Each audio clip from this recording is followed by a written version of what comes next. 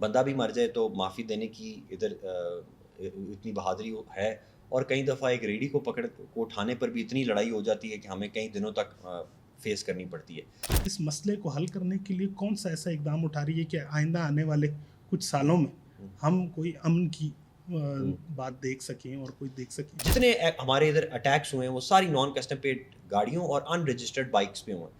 Meesho action in کے خلاف چل رہا ہے، آپ کو پتہ ہے اس میں بہت سارا ریزسٹنس بھی ہے، اس میں بڑے لوگ انوالو ہوتے ہیں۔ فیڈرل گورنمنٹ نے 94 کروڑ کا BISP پیکج کیا، ہر ایجنسی نے اس کو مانیٹر کیا اور 94 کروڑ پہ آج چمن کے غریب لوگوں میں تقسیم کیا گیا۔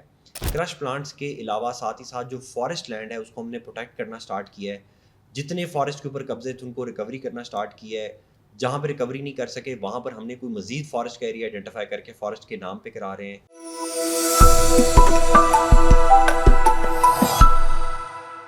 السلام علیکم، VNews.PK کوئٹہ سے میں ہوں آپ کا میزبان غالب نہاد۔ آج ہمارے ساتھ موجود ہیں کمشنر کوئٹہ ڈویژن حمزہ شفقات صاحب۔ ان سے جانیں گے کہ کوئٹہ شہر کے مسائل کیا ہیں اور ان مسائل کو کس طرح حل کیا جا سکتا ہے اور ان پر قابو کس طرح پایا جا سکتا ہے۔ سب سے پہلے تو VNews کو وقت دینے کا بہت شکریہ۔ بہت شکریہ جی۔ حمزہ صاحب، آپ ڈپٹی کمشنر اسلام آباد رہے، اس کے بعد سیدھا بلوچستان اور کوئٹہ آپ آ گئے، تو یہ دو دنیا اپنے ایک ساتھ ہی دیکھی، یہ ایکسپیرینس کیسا رہا؟ اسلام آباد میں بیٹھ کے ہم کوئٹہ کے بارے میں پڑھتے بھی رہے، پہلے اپنی اٹیچمنٹ پہ ٹریننگ پہ بھی ہم آتے رہے، لیکن فرینکلی اسپیکنگ جو ادھر آ کے مجھے ایکسپیرینس ملا اور ادھر آ کے جو حالات کا پتہ چلا اس کا مجھے بالکل ادراک نہیں تھا۔ اسلام آباد نہ صرف یہاں سے تقریباً 1000 کلومیٹر دور ہے، بلکہ وہ ایکچولی نہ صرف لینڈ پہ دور ہے بلکہ وہ سائیکولوجیکلی بھی اسلام آباد بہت دور ہے۔ اسلام آباد کے بہت اور مسائل ہیں، وہاں کے لوگوں کی سوچ اور بہت اور ہے، کوئٹہ کے بہت ڈفرینٹ مسائل ہیں اور لوگوں کی یہاں پر سوچ بہت ڈفرینٹ ہے، ٹرائبل کلچر ہے، کچھ چیزوں میں بہت ہاسپٹیبل ہیں، بندہ بھی مر جائے تو معافی دینے کی ادھر اتنی بہادری ہے، اور کئی دفعہ ایک ریڑھی کو اٹھانے پر بھی اتنی لڑائی ہو جاتی ہے کہ ہمیں کئی دنوں تک فیس کرنی پڑتی ہے۔ جو گورنمنٹ کی اور گورننس کے مسائل ہیں وہ بہت زیادہ ادھر مشکل ہیں۔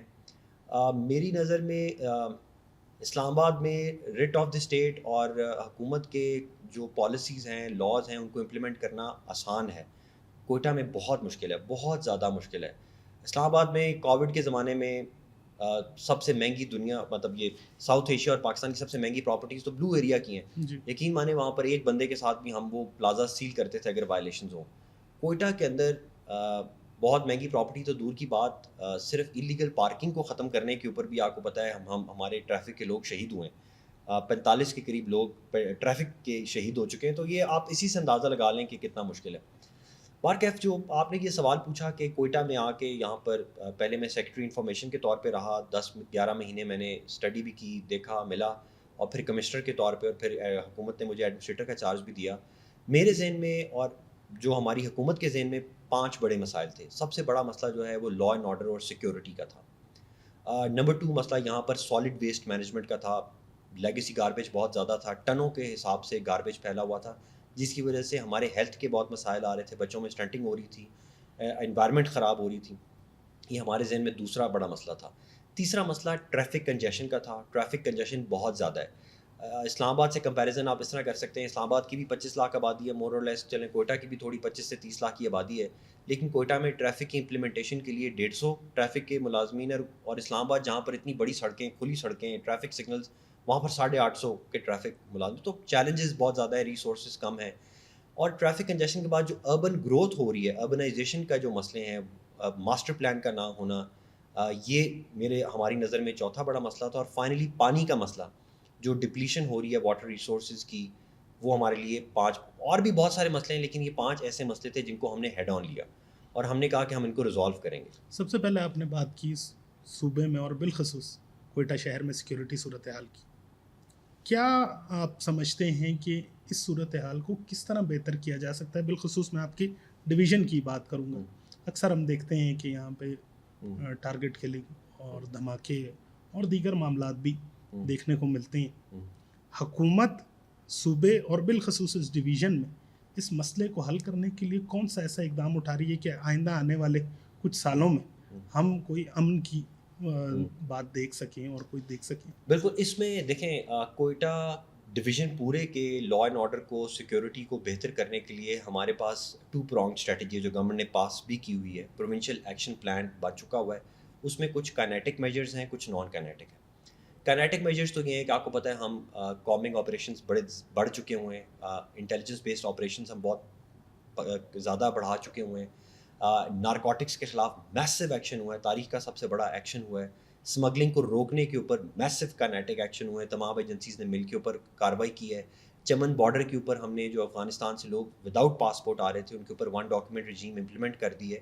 اس کے کچھ فال آؤٹس بھی ہیں لیکن ہم اس پہ ایکشن کر رہے ہیں. یہ تو کائنیٹک ایکشنز ہیں, یہ تو ہم ہماری ایجنسیز اور سارے کام کرتے رہتے ہیں. لیکن موسٹ امپورٹنٹلی دنیا کے اندر ہمیشہ نان کائنیٹک میجرز ہوتے ہیں جو آپ کو لانگ ٹرم سسٹینیبل ریزلٹس دیتے ہیں.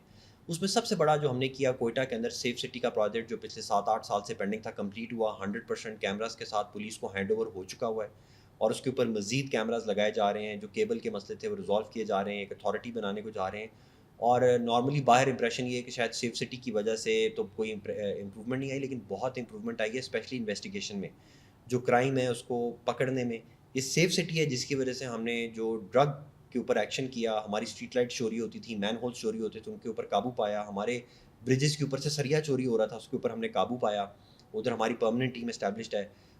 جو ریلوے اسٹیشن کا بلاسٹ ہوا اس کے اندر ہم نے کافی حد تک بندے ٹریس کیے, کون تھا, کہاں سے آیا, کس جگہ پہ رکا, کس گاڑی میں آیا, کون سی بائکس تھیں, کن کن لوگوں نے فیسیلیٹیٹ کیا, ان تک پہنچے.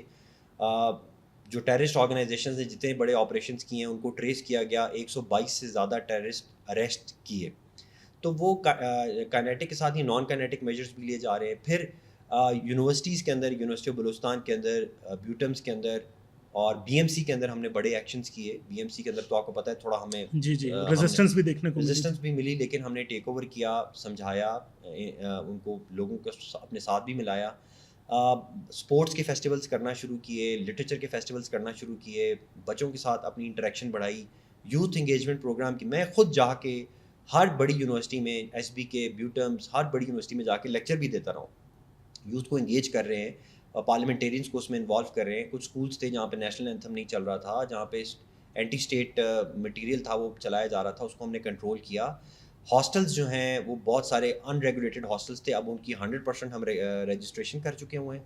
نان کسٹم پیڈ جتنے ہمارے ادھر اٹیکس ہوئے ہیں وہ ساری نان کسٹم پیڈ گاڑیوں اور ان رجسٹرڈ بائکس پہ ہوئے ہیں. میسو ایکشن ان کے خلاف چل رہا ہے. آپ کو پتہ ہے اس میں بہت سارا ریزسٹنس بھی ہے, اس میں بڑے لوگ انوالو ہوتے ہیں, لیکن step by step things are moving in the right direction. تو یہ کائنیٹک اور نان کائنیٹک ڈومینس کے اندر کافی سارا ایکشن ہو رہا ہے. گورنمنٹ کی بہت زیادہ سپورٹ ہے. کچھ چیزیں امپروو بھی ہو رہی ہیں, کچھ چیزوں میں ہم سمجھتے ہیں کہ کمیاں بھی ہیں, کوتاہیاں بھی ہیں.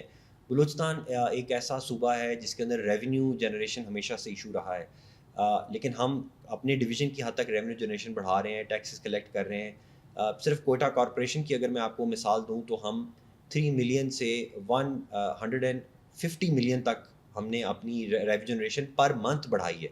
مطلب کافی زیادہ یہ اچھا کام اس میں ہو رہا ہے. تو یہ ہر طرف سے حکومت اپنا جو اپنے کنٹرول میں چیزیں ان پہ بہتری کی طرف جا رہی ہے, ڈیولپمنٹ ہو رہی ہے.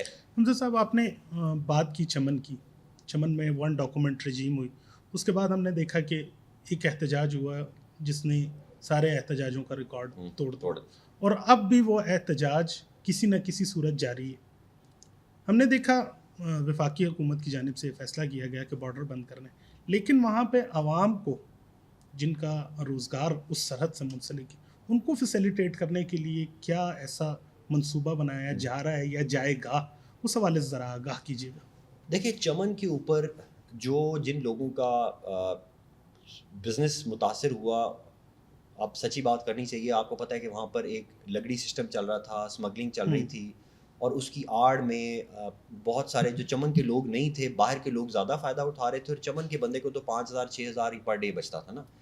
فیڈرل گورنمنٹ نے 94 کروڑ کا BISP پیکج کیا, ہر ایجنسی نے اس کو مانیٹر کیا, اور 94 کروڑ پہ آج چمن کے غریب لوگوں میں تقسیم کیا گیا. اس کے علاوہ تقریباً 10 کروڑ کے قریب PDMA کے تھرو سبسڈی پرووائڈ کی گئی, فلڈس کے اندر سبسڈی پرووائڈ کی گئی, 10,000 لوگوں کو فری پاسپورٹس بنا کے دیے گئے. یہ ساری سبسڈیز ہوتی ہیں تاکہ لوگ انڈائریکٹلی اس طرف آئیں. 177 میں سے 120 اسکولوں کو فنکشنل کیا گیا, نئی ڈاکٹرز کی ہائرنگ کی گئی, ہاسپٹلس کو فنکشن کیا گیا, نیا ڈی سی کمپلیکس چل پڑا, پاسپورٹ آفس چل پڑا, نادرا آفس چل پڑا. 6-7 سال سے پینڈنگ چمن ماسٹر پلان 100% کمپلیٹ کر کے, انوگریٹ کر کے, وہیں کے لوگوں کو پبلک پرائیویٹ پارٹنرشپ کے تھرو ہینڈ اوور کر دیا گیا. آپ کو پتہ ہے وہاں پر جمال اچکزئی صاحب جی اور جی دارو خان, انجینئر دارو خان صاحب اور ریلائنس گروپ والوں کو ہینڈ اوور کیا گیا. یہ وہ پروجیکٹ ہے جس کے ذریعے اگلے 4-5 سالوں میں 5 سے 6 ہزار لوگوں کو جاب ملے گی, اور انٹرنیشنل ٹریڈ کے اندر بہت بڑا رول چمن کا ہوا کو موقع ملے گا. I T T M S جو پچھلے 7-8 سال سے بند پڑا تھا وہ فنکشنل 95% فنکشنل ہو چکا ہوا ہے. انشاءاللہ اگلے 4-5 مہینے کے اندر وہ بھی فنکشنل ہو جائے گا. تو یہ سارے چمن کے لوگوں کے لیے ایک پیکج تھا جو ساتھ ساتھ آیا کہ جی ہم نے آہستہ آہستہ لوگوں کو یہ اسمگلنگ اور 2 نمبر کاموں سے ہٹانا بھی تو ہے نا. دیکھیں غربت کی آڑ میں آپ غلط کام, کل کو لوگ کہیں گے جی ہم بڑے غریب ہیں, جیسے وہ قلعہ عبداللہ کے اندر ایک بہت بڑا طبقہ ہے وہ کہتا ہے جی ہم غریب ہیں ہمیں منشیات اگانے دیں, اور پھر جب ہم منشیات پہ ایکشن کرتے ہیں تو کہتے ہیں ہمیں متبادل کوئی موقع مہیا کرے. دیکھیں بات یہ کہ اگر آپ کے پاس متبادل موقع نہیں ہے تو آپ منشیات تو نہیں ہوگا. کل کو آپ کہیں گے ہم ڈاکے ماریں, ہمیں ڈاکے مارنے کی اجازت دے دی جائے, ہمیں اپنے بھتے کلیکٹ کرنے کی اجازت دے دی جائے, تو وہ اجازت نہیں دی جا سکتی, کیونکہ ان کی آڑ میں پھر انلیگل ایکٹیویٹیز جس کو ہم انلیگل اسپیکٹرم کہتے ہیں وہ بڑھتا جاتا ہے. اور وہ پھر آپ کو پتہ ہی ہے کہ جو پھر پاکستان میں دوسری جگہوں میں بلاسٹ ہوئے ان میں سے کچھ لوگ تھے جو چمن سے ٹریول کر کے آئے تھے تذکرے کے اوپر. تو ان چیزوں کے اوپر گورنمنٹ نے سنجیدگی سے کام کیا. شروع میں ریزسٹنس آتی ہے, ایک مشکل ہوتا ہے, پینفل ہوتا ہے چینج, لیکن اس اتنے بڑے پروٹیسٹ کے باوجود آپ دیکھیں کوئی دنگا فساد نہیں ہوا, کوئی بندہ نہیں مرا, کوئی ڈی سی آفس کو آگ نہیں لگائی گئی, کوئی بڑی تمام بلڈنگس کو آگ نہیں لگایا گیا, کوئی 50 بندے کو قتل نہیں کر دیا گیا, مینیج کیا گیا, ریسٹرین کیا گیا. ہم نے خود جا کے مذاکرات کیے, آرمی کی ہائی کمانڈ آ کے مذاکرات کرتی رہی, 2 چیف منسٹرز وہاں پر جا کے ان سے مل چکے ہوئے ہیں, پروجیکٹس اناؤنس کر چکے ہوئے ہیں. تو ان کو یہ بھی ایک ہماری سکسیس ہے کہ اتنے بڑے پروٹیسٹ کے ہونے کے باوجود ہم نے سٹی کا جو روٹین بزنس ایکٹیویٹی ہے وہ چلتی رہی ہے, لوگوں کی عام جو روزمرہ کی زندگی ہے متاثر نہیں ہوئی. انٹرنیشنل ٹریڈ 2-3 مہینے بند رہا, لیکن یہ بھی آپ ہماری ضلع انتظامیہ کی اور باقی سب اداروں کی ایک کامیابی ہے کہ ان تمام دھرنے کے باوجود انٹرنیشنل ٹریڈ وہاں پہ چل رہا ہے. تو یہ ایک سکسیزفل چیز ہے. باقی یہ کچھ چیزیں ہوتی ہیں جو لانگ ایک 500 سال سے کام ہو رہا ہے, اس کو ایک دم روکنے سے مشکلات تو آتی ہیں, وہ آ رہی ہیں اور اس کو ہم فیس کر رہے ہیں, مینیج کر رہے ہیں. دنیا بھر میں ٹیررزم کے بعد سب سے بڑا مسئلہ جو ہے وہ ماحولیاتی آلودگی کا ہے. بات کریں اگر کوئٹہ ڈویژن کی تو کوئٹہ ڈویژن ایک زمانے میں کچرا کنڈی میں تبدیل ہو گیا تھا. ایک تو یہ بتائیے گا کہ آپ کے چارج سنبھالنے سے قبل کتنا کچرا روزانہ یا ماہانہ کی بنیاد پر شہر پروڈیوس کر رہا تھا, اور اب کتنا اٹھایا جا رہا ہے, اس کی ذرا تفصیلات بتائیں. دیکھیں اگر تو ہم خود کہیں گے تو آپ لوگ کہیں گے اپنی تعریفیں کریں. ہم نے یونیورسٹی آف بلوچستان کا جو سوشیولوجی ڈپارٹمنٹ ہے ان کو کہا کہ آپ ایک ریسرچ کریں. انہوں نے ایک ریسرچ کی, بڑی اچھی ریسرچ اسٹڈی کی, جس میں انہوں نے بتایا کہ کارپوریشن جو ہے وہ روزانہ صرف 500 ٹن اٹھاتی ہے, اور کوئٹہ میں 1600 ٹن سے زیادہ کچرا پیدا ہوتا ہے. سمپل میتھس کریں تو روزانہ 1000 ٹن کچرا نہیں اٹھایا جاتا. سال کا 3.5 لاکھ ٹن, 10 سال کا 30 لاکھ ٹن کچرا ہے جس کو ہم لیگیسی گاربیج کہتے ہیں, جس کی وجہ سے کوئٹہ کا پانی کنٹیمنیٹ ہو رہا تھا, کوئٹہ کی انوائرمنٹ خراب ہو رہی تھی, ہمارے بچوں کی صحت خراب ہو رہی تھی. کوئی خالی جگہ آپ کو نظر نہیں آتی تھی, جو خالی پلاٹ ہوتا تھا اس کے اوپر کچرا پڑا ہوتا تھا. مور دین 400 کچرا کنڈیاں یا ٹرانزیشنری پوائنٹس تھے جگہ جگہ جو پیدا ہو چکے ہوئے تھے. اور کیونکہ کارپوریشن جو ہے اس کے وسائل نہیں تھے, ٹیکس کلیکشن مشکل تھی, ایڈ ہاک بیسس پہ نظام چلتے تھے, اور بہت مشکل ہوتا ہے کہ سرکاری محکمہ خود اس طرح کا کام کر سکے. صفائی سروس ڈلیوری میں سرکاری محکمے ہمیشہ خراب کام کرتے ہیں. اس کو سائنٹیفک بنیادوں پہ گورنمنٹ کی ڈیسیژن سے پبلک پرائیویٹ پارٹنرشپ کے تھرو چلایا گیا, اور بیسٹ جو کنسلٹنٹس ہیں جنہوں نے لاہور, کراچی, استنبول اور اسلام آباد, فیصل آباد, راولپنڈی کے ماڈلس کو اسٹڈی کر کے ایک نیا ماڈل یہاں پہ پریزنٹ کیا. اور وہ پاکستان کا سب سے چیپسٹ ماڈل ہے. لاہور میں جو پر ٹنیج کاسٹ ہے وہ $50 پر ٹن پڑتی ہے, کراچی میں بھی $40 سے زیادہ. یہاں پر $50 نہیں, $40 نہیں, بلکہ $5 پر ٹنیج کے اوپر ایگریمنٹ کیا گیا. اور انہی پیسوں میں, MCQ کے پیسوں کے اندر ہی, کوئی ایکسٹرا ڈیمانڈز, کوئی 1 روپیہ بھی حکومت سے نہیں لیا گیا, اور اسی پیسوں کے اندر جہاں سے 400-500 کلیکٹ کیا جاتا تھا, اب MCQ اور پبلک پرائیویٹ پارٹنرشپ مل کے 2000 ٹن تک کلیکشن کر رہے ہیں. 1400 ton on average private sector کر رہا ہے, اور کارپوریشن جو ہے وہ بھی 400-500 ٹن روزانہ کی بنیاد پہ کر رہی ہے, اور آہستہ آہستہ ہم لیگیسی گاربیج کو بھی ختم کرتے جا رہے ہیں. تو یہ ایک سائلنٹ ریولوشن ہے جو جس میں ایک گورنمنٹ کی بہت بڑی کامیابی ہے کہ ایک ایسا سسٹم یہاں پر نافذ کر دیا گیا ہے جو شروع میں مشکل ہوتا ہے, لیکن آہستہ آہستہ لوگوں کو رزلٹس نظر آنا شروع ہو رہے ہیں. زون 1 میں نظر آ گئے ہیں, اس مہینے میں زون 2 میں نظر آئیں گے, اگلے مہینے میں زون 3 میں نظر آئیں گے, اور پورے کوئٹہ کو ٹرانسفارم کرنے. لیکن یہ صرف سالڈ ویسٹ مینجمنٹ کا ایشو نہیں ہے, ساتھ ہی ساتھ ہم نے پلاسٹک بیگس کو بین کیا, اس کے اوپر روزانہ کی بنیاد پہ کام ہو رہا ہے. آج بھی ہم نے ایک اویئرنیس سیشن رکھا ہوا تھا بچوں کے ساتھ, اسٹوڈنٹس کو, یونیورسٹیز کو, بچوں کو انوالو کر رہے ہیں. ساتھ ہی ہم نے کوئٹہ کی ماحول کو بہتر کرنے کے لیے جو کرش پلانٹس تھے 100 کے قریب چل رہے تھے, ان کو 100% بین کر چکے ہوں.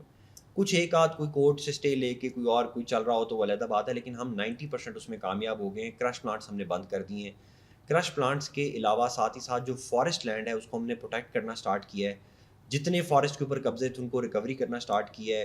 جہاں پہ ریکوری نہیں کر سکے وہاں پر ہم نے کوئی مزید فارسٹ کا ایریا آئیڈینٹیفائی کر کے فارسٹ کے نام پہ کرا رہے ہیں. سڑا غرگوئی ہو, کرخسا ہو, پروٹیکشن کر رہے ہیں.